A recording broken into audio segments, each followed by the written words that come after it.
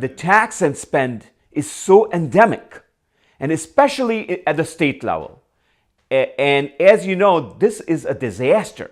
At the state level, over the last 8 years, we have literally raised every possible tax. We have raised every single dollar that we know that anybody who has the ability to pay doesn't want to be here. And not only that, after taxing that, collecting the significant taxes, we are spending them inefficiently. We're spending them not in a wise way. And not only that, we have gotten in deep debt. So the state is in a bad shape, we all know. I don't think there is anything hidden there. I think that is what every voter needs to really think about, that if we don't make significant changes there, not only will we be able to pay our debts, but we won't be able to continue with many of the programs which are very important for us, and programs which I think are critical for our communities. And that's because of the excessive taxation and extremely inefficient spending at the state level. But let me tell you that is not only limited. This idea of efficiency also applies to federal programs.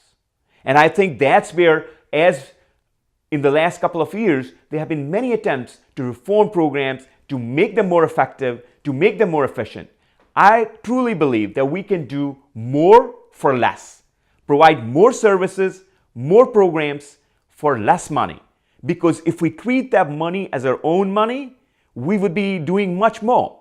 But at this point in time, these programs, many of them done at the federal level, are being run very poorly. On a state basis, as we all know, that the real thing which has to be brought in control is benefits as well as retirement costs for existing employees as well as those who have been retired.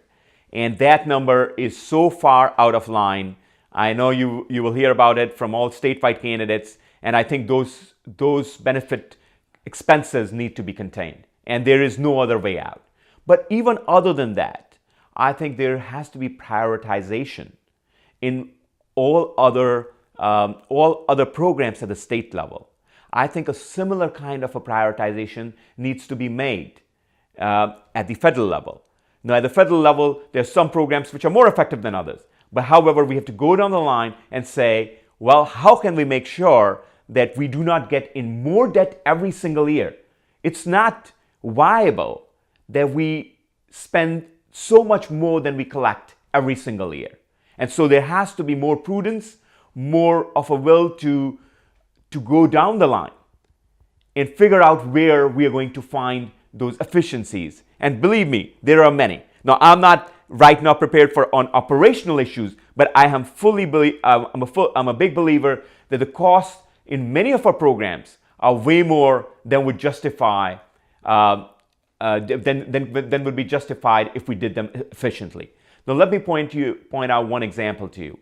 In the case of Medicare, right now under Advantage plans, most seniors can pay much lower or get extra benefits or perks. Now, the Medicare program, however, does not put that as a priority or does not really give that as a preferred option to seniors.